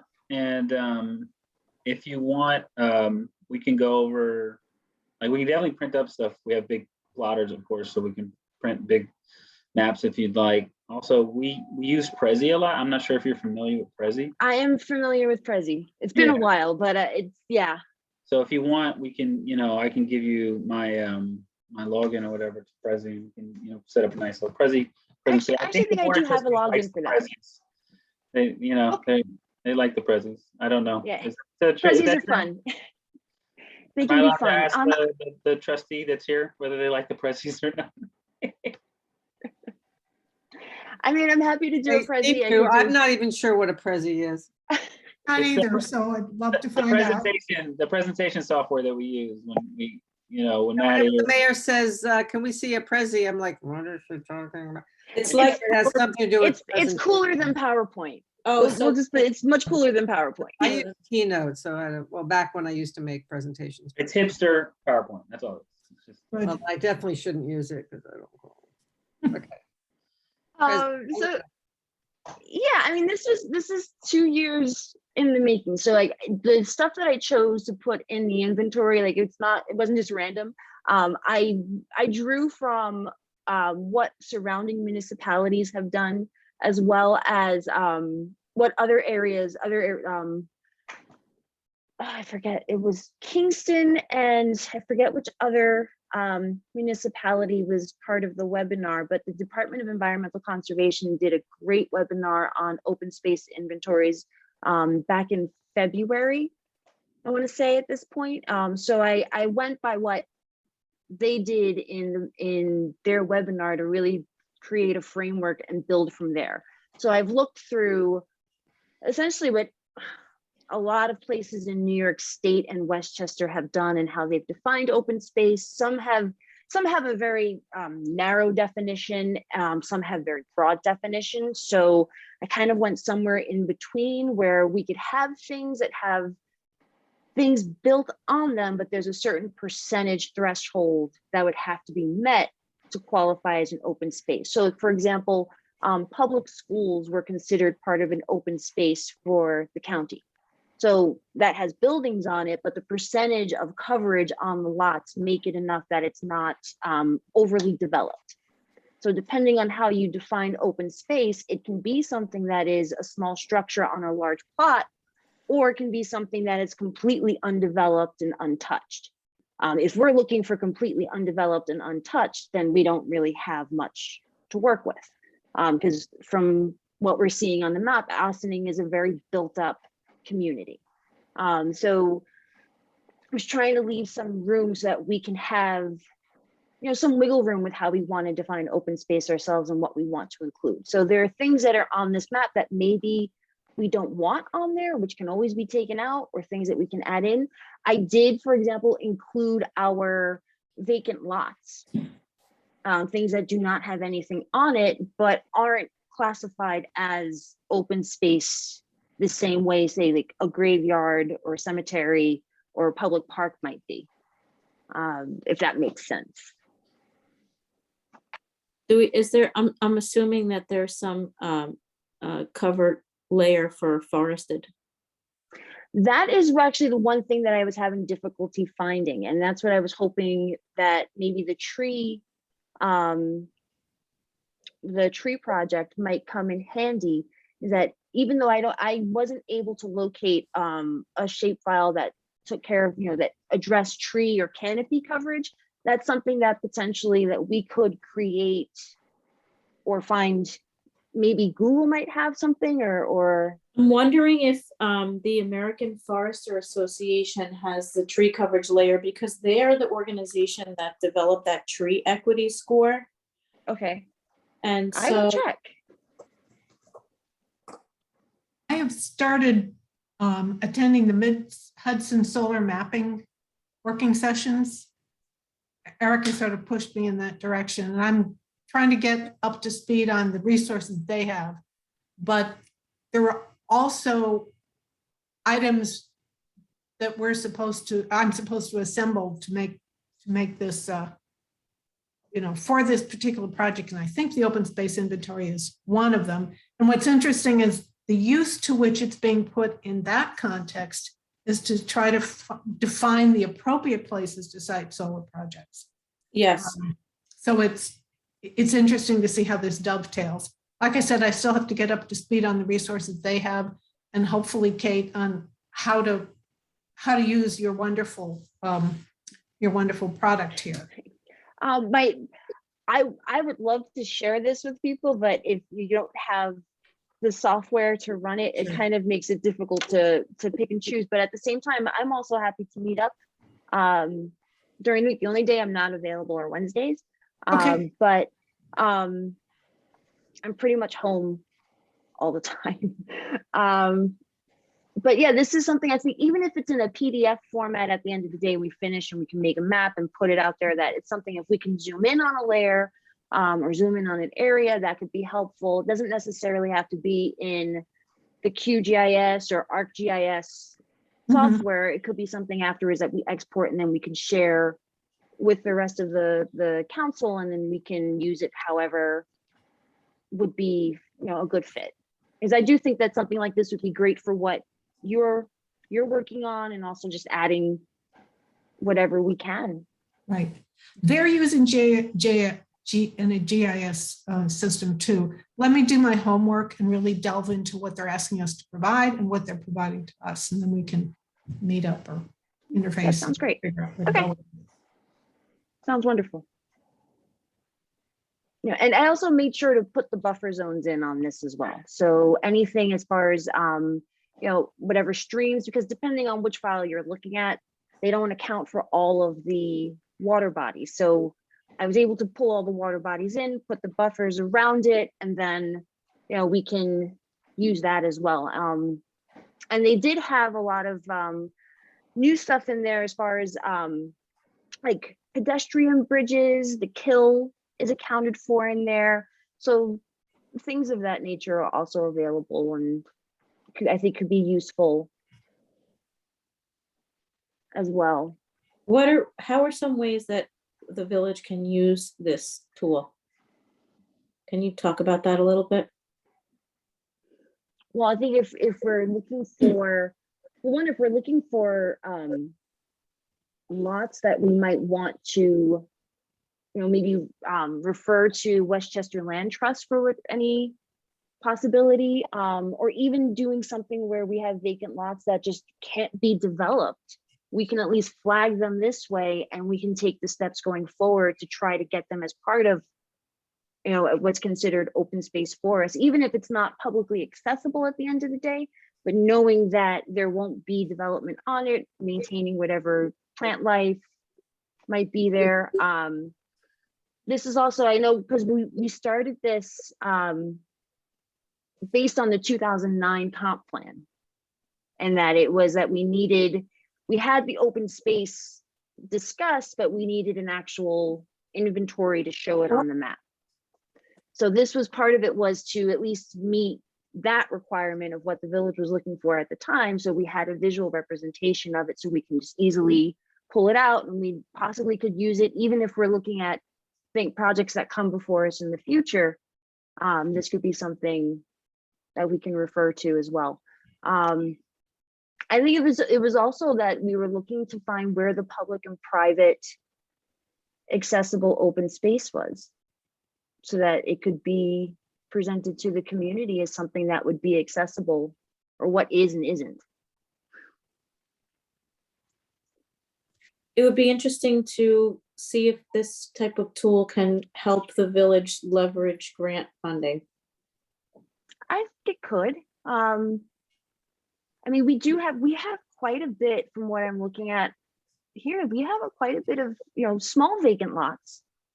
So it might not be something where we could do like a large, easement or a large project in that sense, but I think there is enough here as far as what we don't have built up that we could potentially do some fun stuff with it in the future, I think. Whether it be, just, conserving whatever is there, or making it accessible for hiking or walks. Because the village is pretty built up. It's, and in this, you'll also see like if we zoom into some of the detail, like I've included all of the parking lots, the driveways, just so that we understand just clearly how much impervious surface there is and where we have open space that could be conserved or stuff that we might have a use for when it comes to, you know, protecting particular natural resources.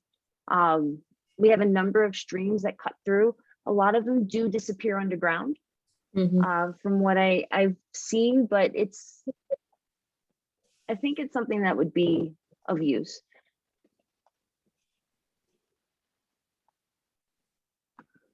Well, thank you so much. I have, so this includes the watersheds as well. So we get an idea of where the watershed is, where the aquifers are, if there are any particular protected wildlife areas, that's also on this. I know it's like, it might be hard to see with the legend at the side, but this is all stuff that we can put in a map and export out and have the legend there to show you exactly what everything is. It's a lot to look at, I know, on the small screen. Yeah. So if there's a particular spot that you want me to zoom in on, I can do that. And I can turn some of these layers off if it's too much.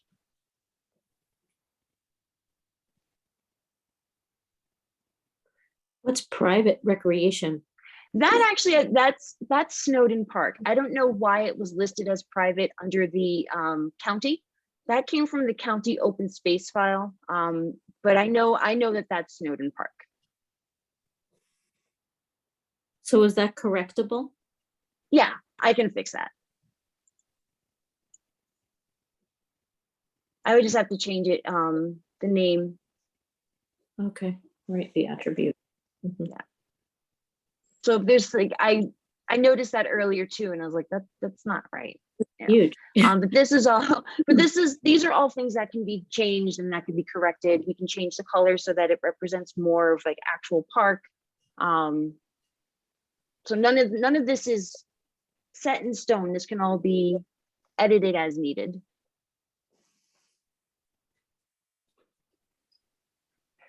Cool. Actually, I might turn off a few of these so it's not so busy.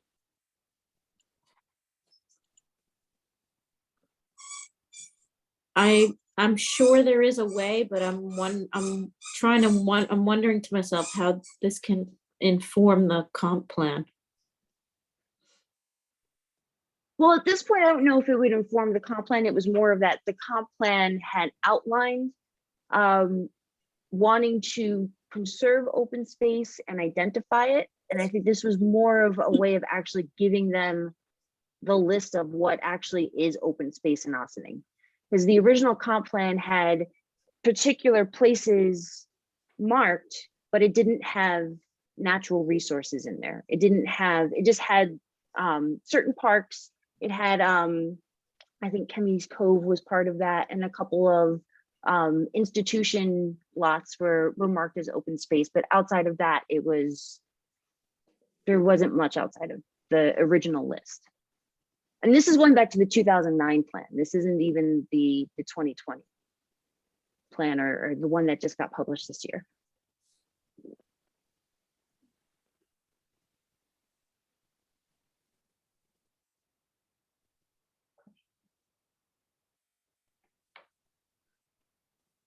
Okay. I'll check the yeah, I just got your email. I'll check the American Forests website, see what they have available, see if we can add that stuff. Because I was thinking about because I unfortunately missed the tree presentation that was done before, but I think that's something that we can combine and just get, even if we can put like canopy in there as well, that could be something that's useful.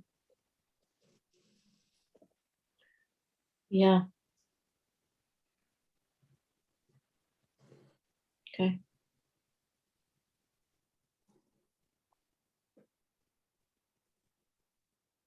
Well, thanks a lot, Kate.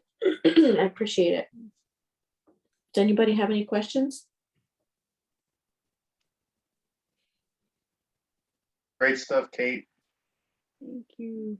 And I can split this up so that if we want, we can have different maps that focus on particular aspects of open space so that it's not all piled in one. So if we want something that says just deals with water courses and the buffer zones around that, we can have something that focuses just on that. If we want to have something that talks about just the parks and our county trailways and highlight those aspects, we can create something separate for that as well. So like we can pull out what we might need or want for particular purposes and create the individual maps for that. Okay.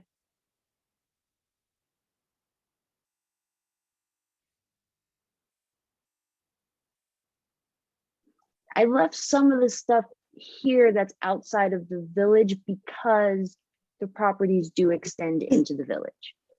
And we know that nature doesn't care about boundaries that we create. So, so some of the stuff, if it's stuff that we want to remove because it's not in the village directly, we can do that. But I purposely left certain things just so that we could see the extent of what that particular lot actually, where it goes. That big pink waterfront on the northwest portion of the village there, is that Mariondale? Which one? This one here? Yes. Yes. And that green portion is the area that they donated? This might be Crawbucky. Roebucky, yeah. That's Crawbucky. Crawbucky. What's the orange? What's the orangey? Oh, the orange, that is, those are what's considered the vacant lots. Yeah, those are the vacant lots. And then the one next to this one here, that is a public non-park land. Public non-park. So maybe I that, can look up what it is. Pill factory property would be one of these, I guess. Up in- There are a bunch of properties that I think are just publicly owned village lands that are, they're functionally part of Crawbucky, but I don't know if they're dedicated parks. They may or may not be, but they have trails through them that go all the way back to the back of the factory. Yeah, there's this red line here, that's the trail. oh, so the orange part and the green part are both Crawbucky. The darker, Yeah, I mean, it looks like, yeah, one just might be labeled clearly as It's weird. park, and the other one might be, the other one is public, but it's not technically considered park, but it's still all open space and nothing's built on it. and the different colored orange there that looks like it's going around, that's the walkway, right? This one here, the walkway, so the dotted red line that's cutting through right here, that is the old Croton Aqueduct Trail. And then this is the vacant lot that I believe near the firehouse near Snowden. Oh, yeah, that's an undeveloped piece of land. Yeah. And that's privately owned. Yeah, they want to build on it. Mhm. I mean, if everything that they want to build were to be built, you would have less open space. Yes, agreed. There's dwindling open space.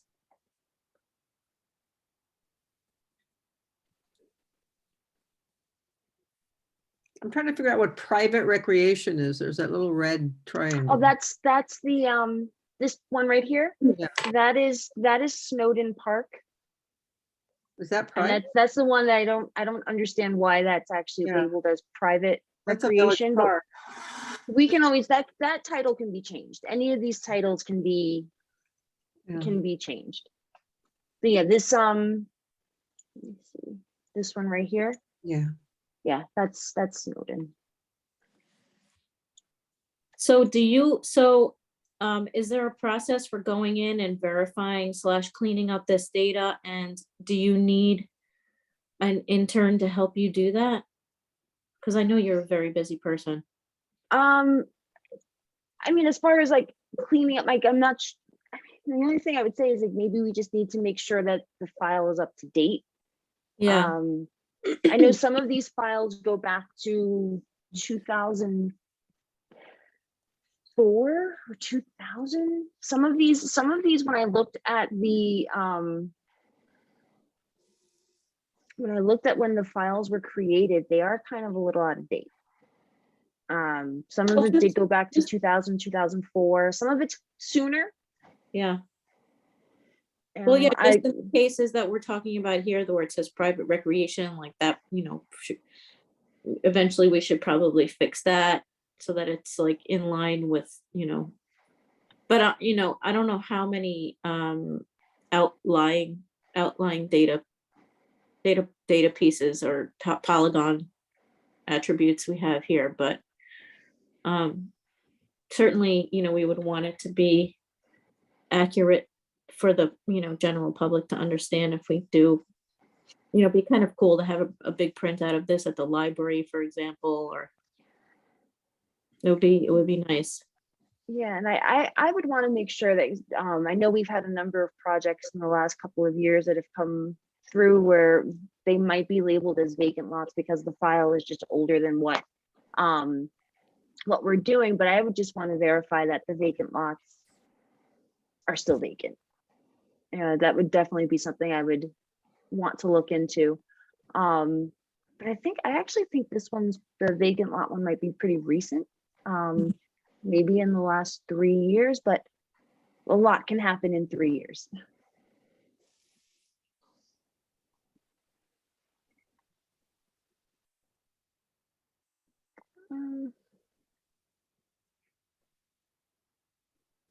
Okay.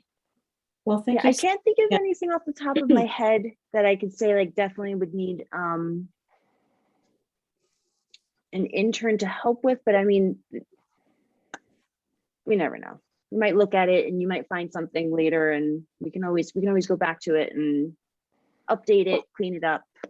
Well, I would assume that it would need to be regularly revisited, maybe on a biennial basis to, you know, verify that it's still, Absolutely. yeah. So, I mean, it is a living document.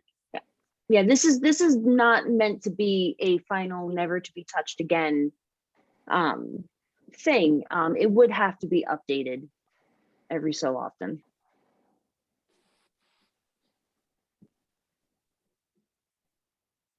But things to think about for the future. Mhm. So how can we, that's a nice segue to talk about the tree inventory, if we don't mind moving on. How can the tree inventory work together with this document? We would have pinpoint the, you know, the tree. We could pinpoint the trees if there are particular trees that are around the village that we want identified and put on the map. That is something that could be done. We could create, or we could, as you know, I'll look through the stuff that you sent me, that we put canopy coverage in there as well.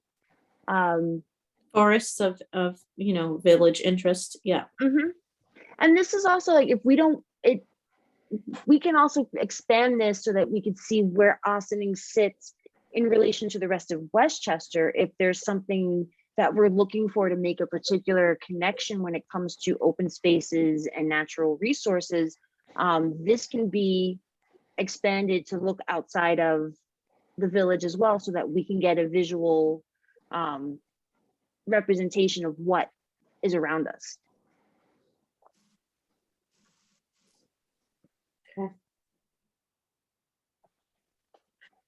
So, moving on to talk about the tree inventory. I don't particularly have any updates. I would like to certainly move forward with the process of revising the village's tree policy. I'm wondering, just on a side note, vis-a-vis the earlier presentation. If we were to enact a tree policy, would it only apply to projects that come up after the publication of the policy? Yeah. Yeah. Yeah, you can't retroactive. I mean, yeah, I mean, it's not. I mean, you could try, but I don't know how that would work. Like, so generally speaking, yeah, we'd be looking at trying to set policies that, you know, allow you to do that. So we like when we have a project that the planning board has to, you know, sign off on tree removals for properties, right? So they have to sign off on tree removal. As part of that, they can set conditions, but it's kind of up to the planning board, right? What those conditions are, which is really helpful, I think, if you have a planning board that's focused on trying to conserve trees. It's less helpful, I think, when the planning board may not, you know, see trees in the same light, right? And I think, you know, with fairness to everybody who's been involved in this process over the years, you know, there's a lot of different ways of looking at, I think, the village of Ossining and saying, well, what's the best thing for the village, right?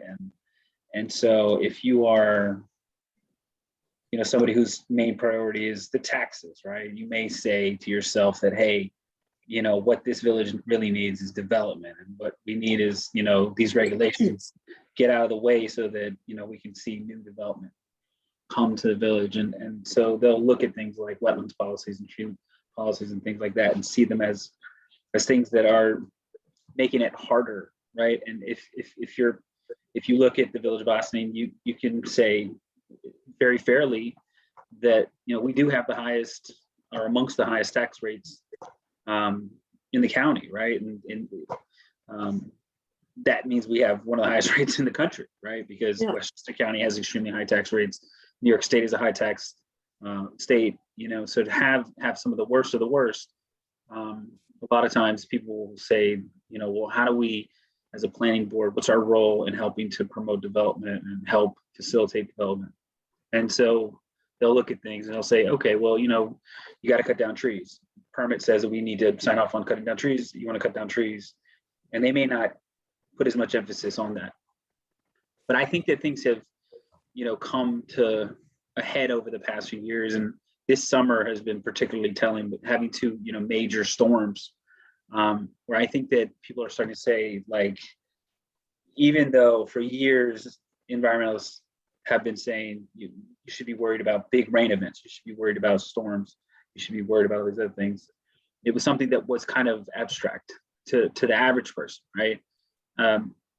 You know, the hurricane Ida, or was it Ida, I guess we're talking about. Yeah, I think that was not abstract for anybody. Like, suddenly, you know, people never knew what it meant to have a high volume rain event. This is exactly what people have been thinking about for years, right? It's a 1,000-year storm. But the likelihood we had Isaias, if I pronounce that incorrectly all the time, Henri, and then Ida, and those are just the tropical storms. Yeah. That's not including just the large rain events or the excessive amount of rain that we have been getting on a regular basis in the last couple of years. So this is, I think, all comes together. And so I think you add all those things together. I guess this is the long way of saying, to add all those things together, that I think people realize, you know, there's a different way of doing things. There's, you know, there are multiple viewpoints on this. Some people will say we shouldn't build anything more. There are also, you know, there's a whole wealth of, you know, research out there that says that part of the problem is these single family homes, right? Part of the problem is the fact that we are, as a community, saying that we don't want density. So we're pushing more development into suburban areas. We're pushing more development into, you know, undeveloped areas, because we're not allowing ourselves to maximize the development options that we have in existing developed areas.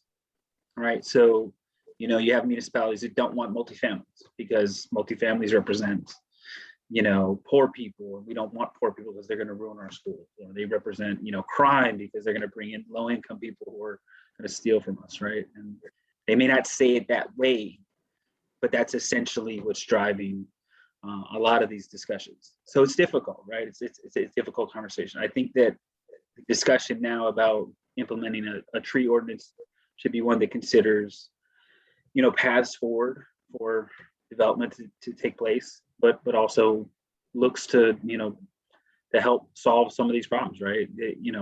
There was one site that a developer came in and wants to build on, and they have this property. They've had it for, I think it's been in their family for like 50 years.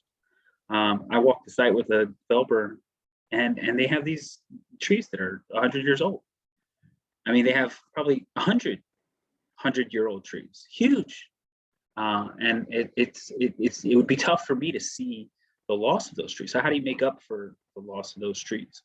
There has to be some kind of a way, right? There has to be some sort of a metric or plan that you can come with that will allow you to, build back trees where they're not existing.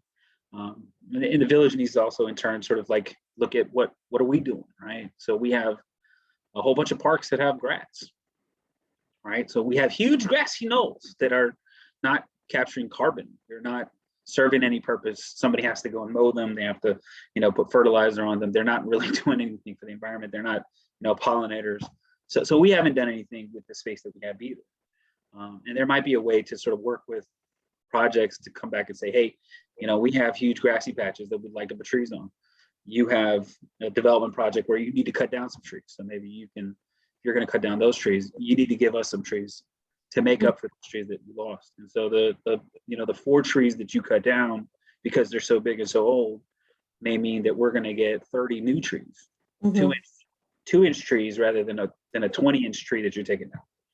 And that's not like, there's no ideal solution everywhere. You can't solve every single piece of it, but there might be a way to come up with an ordinance that helps do that. I think that should be the goal going into it. How do you come up with something? Because if the answer is like, don't cut down any trees, don't develop, but also we don't want to build any more density. And also, you know what I mean? At some point, like something has to give. You know what I mean? You don't want to stop. But somebody at some point should take a stand and say, hey, like we should support more density around certain parts as well. That has to be a part of the conversation. And I think that the community's still not like necessarily there yet, right? So that's my 2 cents. I'm sorry. They may not ever be there. A lot of folks may not ever get there. There's a lot of different opinions, but as we've seen tonight, there are hidden costs to the village to development as well, that even as a taxpayer, what's going to happen with that culvert? Are we going to have to pay for that culvert? I mean, so there, not everything is black and white in terms of developing being the be all end all of lowering taxes. I mean, so yeah, that's something to consider, that there are intrinsic costs that people may not be considering to the taxpayer when development occurs. There's more wear and tear on the roads. There's more water consumption, than we have to buy our water from the city.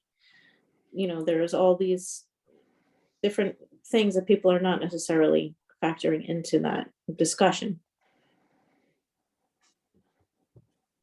But your whole argument, your point about 100-year-old trees. I mean, one of the standards in forestry is the DBH, which is the diameter of breast height, and some municipalities, and I think Jessica looked into this when she did the analysis of the neighboring towns. Some municipalities require an equal replacement of DBH.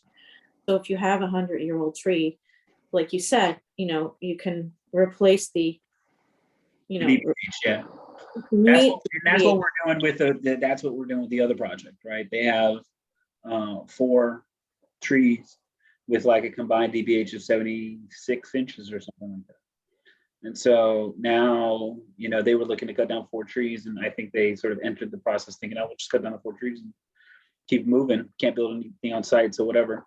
And I think now they're it's clear to them that they're going to have to replace those trees somewhere else.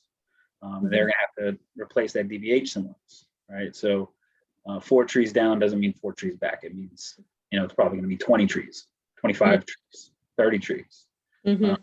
So now, what we're doing is we're looking to, like I've reached out to the Parks Department and DPW to see if we have, tree wells that need to be built or parks that need trees, right? And so that's the first step for us in the process. Cool. Well, if you do get to that point, let me know if you need help recommending species. We have an arborist, so we have an arborist. So the arborist basically is the one who did the inspection on the DBHs. The DBH that was given to us by the applicant was significantly divergent from what our arborist said.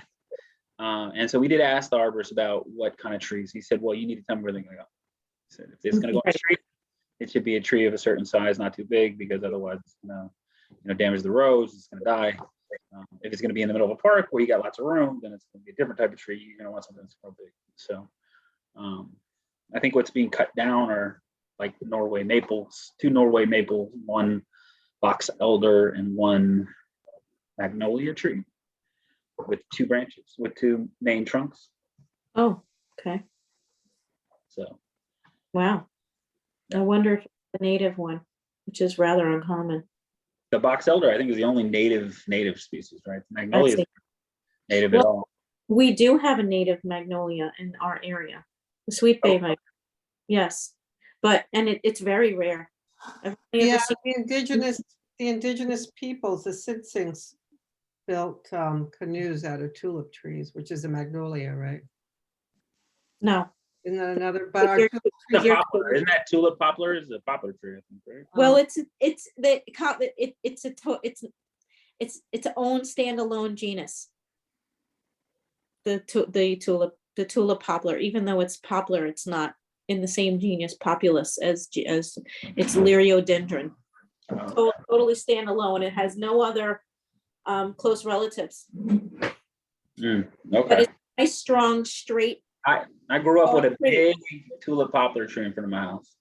It's a wonderful tree. One of my trees. Big as the house. They're very fast growing, tall trees. Beautiful. They're Beautiful. very straight. Yeah. I have my dad had a magnolia in the back of his house, and it was a heavy tree, I guess is the easiest way to put it. We couldn't, he wanted to cut down, because he just put it in like when it was small, and then it grew, and it's Georgia, we got pine trees everywhere. And so we had all these pine trees, and then suddenly this big magnolia, which was now consuming the backyard, and everything was too heavy to cut the branches down. Mhm. So it just got stuck there. Mhm. So, yeah. But yeah, we're gonna talk with the arborist and get recommendations on the trees to replace it. So we're gonna try to get a tree replacement plan in place prior to any approval, if we can get that done. And Can the arborist? I will say that, in credit to this board, it was your comments on that application. This is the 14 Water Street application. There's your comments about those trees that really sparked the discussion about that. And as we were going through the environmental review process, it sort of sparked like, hey, let's get a closer look at what's going on with these trees. Let's get a closer look at the tree permit process. Let's get a closer look at whether the DBH is right. Let's get a plan in place for how they can correct this. So your engagement in that process here went a long way, to be quite honest. And that was your LWRP review. So Does the arborist care for the village's trees? no, it's a consultant. So somebody needs to cut down a tree. You have to get a permit for certain types of trees. If you have like 3 or more, I think 6 DBH, you have to get a tree permit. And so if you want to get a tree permit, then our arborist needs to go and take a look at the trees. And so it's a process of the building department. So no, they do not care for our trees. I think that the DPW does have an arborist, but that arborist is not the one that we use to work on this stuff. But I believe they might have an arborist though.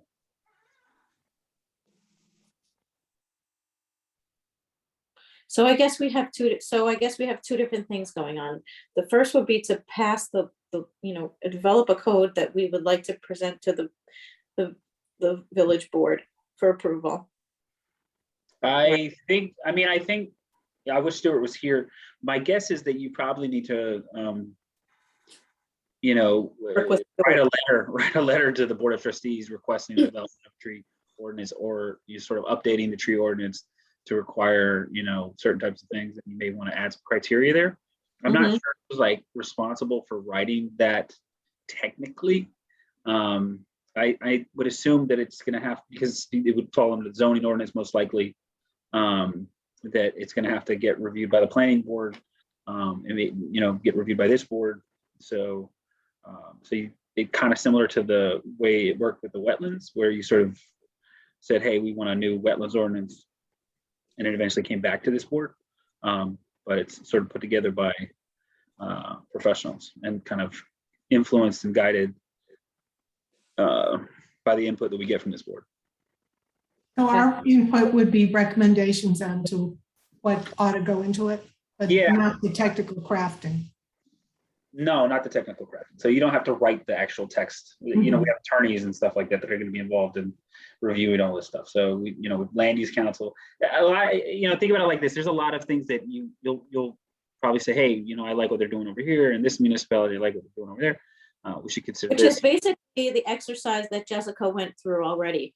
But can I ask that the other members of this board, because Jessica did spend some time on this, would you guys mind reading through Jessica's document and maybe marking it up however, makes the most sense? And then, so we can start moving forward with, a solid document that we can then kick up to the wonks to craft their policy language with, and then, so we can maybe get this moving. Yeah. Can you just resend it? I don't know if it was part of the emails that got lost. So just in case. Probably all of those emails got. Probably was, yeah. I'll resend it to everybody. Thank you. Yeah, that'd be helpful. That's kind of, if I recall correctly, that's how it started with the wetlands ordinance, right? So y'all had developed a lot of the framework, and then Stuart refined it, and then after Stuart was done, we had wetlands consultants, and then we had land use attorneys, our land use attorney look at it, and then it sort of kind of went through like the review process at that point. So it came back to this board, it came back to the planning board, back to the board of trustees, sort of, and then got implemented. It takes a while. It's this kind of stuff is complex, and there's a lot of different factors you have to think about. But So then the second sort of branch of this process that I think would be, more fun would be to think about ways that we can involve the folks that live in the community to, nominate trees, or, that they think should be considered trees of significant distinction, or, we should think about how we would have this process, because we don't want, Joe down the street nominating his Norway maple per se, but we also don't want to make him feel like a dope because he's interested in it, and we want to engage people. Like there's a, public relations element to this that we don't want to. We want people who are excited about trees to be excited about them, even if they are like a horrible invasive species. So, yeah, there's about a project. I'm sure there's a bunch of trees. Yeah, I'd be really interested in hearing what your strategy is there. I know, because there's a bunch of trees I'm sure in the village that are super, significant. The one tree that always comes to mind when talking about significant trees is the one that's on that corner between like Aqueduct and Ann and Broadway, and so there's like a little circle there. Oh, Dyer's. I know which tree you're talking about. That tree's been like, it's had a lot of struggles over the years. But it represents a really important corner. And there's like a stone there, and they've dedicated it. That tree sort of. There used to be. And that's by Brandreth, where Your it circle. cuts up to. Thank you. Dewey Right. Circle. It's an important tree. I think it was because it was planted, I think, by that family there. So it's an important I tree. have several important trees. I have an idea. Maybe we could put together a Facebook group. There are, photos of Ossining, Facebook groups, that kind of thing. Maybe it's the great trees of Ossining, invite people to post what they think are the great trees of Ossining. Just an idea. Yeah, that's cute. So we should start thinking about this. So we have the two different, we have like, you know, the legislative branch of this, and then we have the involving the community branch of this. So I'm trying to think of ways that we can have action items. It sounds like a great project for high school students, you know, too, or to somehow be involved. You know, Yeah, It could be something that we work out where we can get some to volunteer and then also create some incentive. Maybe it's part of like a work study thing or an internship kind of thing that they have to fulfill. I don't know exactly what the high school requirements are, but it could be something that we work with the local school district and see if we can get students involved. And I think that would be a lot of fun.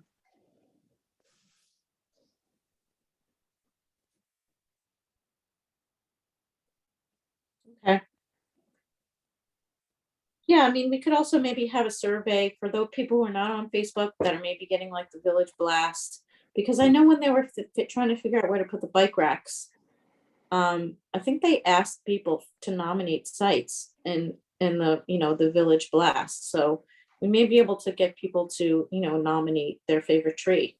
And When then- I was, when I was putting together the stuff about the historic trees or significant trees, and I was Googling around, there is actually a live page on the village website that's like nominate a tree. So I don't know where those nominations go. Look at but that. It exists, so we could just pop that into the blast. Yeah, it's already there. Look, the work's half done. Let's see if the link. Oh, I was gonna say, hopefully that link doesn't go to Basura. It might be all that we just gotta figure out where all the nominations went. There could be hundreds of trees already sitting somewhere in some email account. There may be. I can probably look in the code and figure out where that's going. Awesome. That'd be great. Okay. I mean, I know there's like a high school environmental club. And yeah, maybe they would be interested. But yeah, let's mull this over. But yeah, please do, at least while we have like a written document from Jessica, let's review it, provide comments, and, you know, see if we can move that along. Great.